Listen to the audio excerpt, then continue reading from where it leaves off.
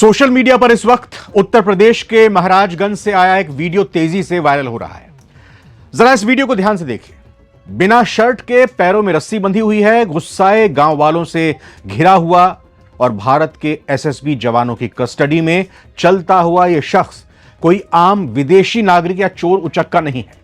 दावों की माने तो यह अमेरिकी स्पेशल सर्विस यानी यूएस नेवी का पूर्व कमांडो है। जी हां, भारत नेपाल के सोनौली बॉर्डर पर सुरक्षा एजेंसियों ने एक बेहद रहस्यमयी अमेरिकी नागरिक को दबोचा है, जिसके पास एक चीनी पासपोर्ट भी मिलने की बात सामने आई है। अब सवाल यह उठता है कि अमेरिका के कैलिफोर्निया का रहने वाला यह हाई प्रोफाइल कमांडो बिना शर्ट के पैर में रस्सी बंधे इस हाल में क्यों मिला, या कहें कि इसका ऐसा हश्र क्यों हुआ।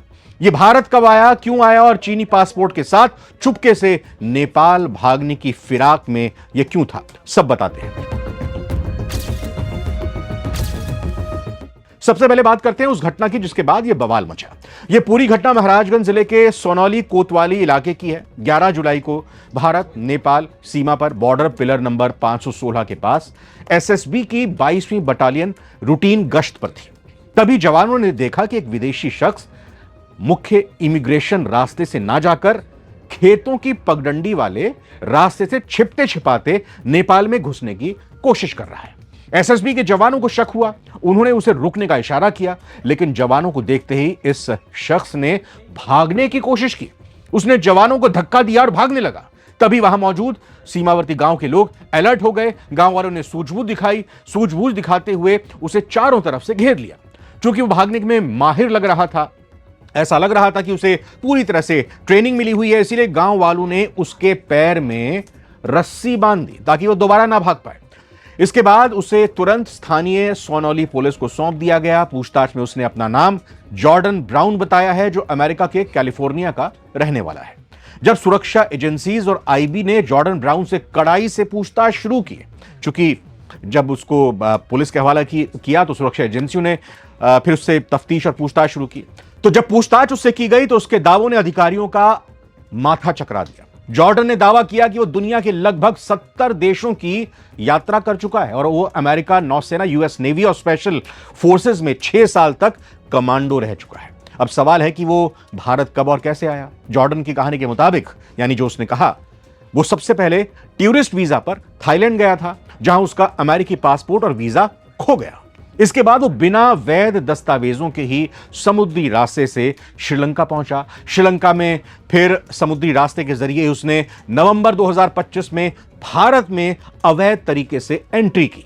पिछले 7-8 महीनों से वो भारत में बिना किसी पासपोर्ट या वैध कागजात के घूम रहा था।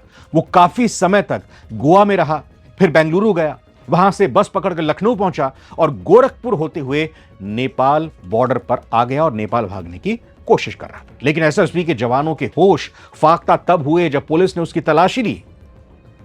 मीडिया रिपोर्ट्स के मुताबिक उसके पास एक चीनी पासपोर्ट बरामद हुआ है। इसके अलावा उसके पास है नेपाली करेंसी, कुछ धार्मिक किताबें, मोबाइल फोन और एक बेहद advanced AI powered translation device, यानी एक ऐसा यंत्र जो कि किसी भी लैंग्वेज को उसकी अपनी अंग्रेजी भाषा में ट्रांसलेट कर देता है, अनुवाद कर देता है। यह मशीन उसके पास से बरामद हुई। अब जांच एजेंसियां इस बात को लेकर हैरान हैं कि अगर वो अमेरिकी नागरिक है तो उसके पास से चीनी पासपोर्ट क्या कर रहा है, वो क्या करेगा इसका? क्या वो किसी इंटरनेशनल एजेंसी का अंडरकवर एजेंट है या कोई भाड़े का सैनिक यानी मर्सनरी है? उसने पुलिस को बताया कि वो नेपाल में नाज नाम की एक नेपाली महिला से मिलने जा रहा था। वो उसकी गर्लफ्रेंड है, जिससे उसकी मुलाकात गोवा में हुई थी, दोस्ती वहीं हुई थी, प्यार वहीं हुआ। लेकिन वो उस महिला का कोई पुख्ता पता नहीं दे पाया। मतलब लगा कि वो कहानी बुन रहा है। जॉर्डन ब्राउन बार बार अपने बयान बदल रहा है, जिससे सस्पेंस और गहरा गया है। फिलहाल महाराजगंज पुलिस ने जॉर्डन ब्राउन के खिलाफ इमिग्रेशन और फॉरेनर्स एक्ट के तहत केस दर्ज कर उसे जेल भेज दिया है। पुलिस के आला अधिकारियों का कहना है कि उसके सभी दावों की स्वतंत्र रूप से जांच की जा रही है और दिल्ली में मौजूद अमेरिकी दूतावास, यूएस एम्बेसी को भी इसकी सूचना दे दी गई है।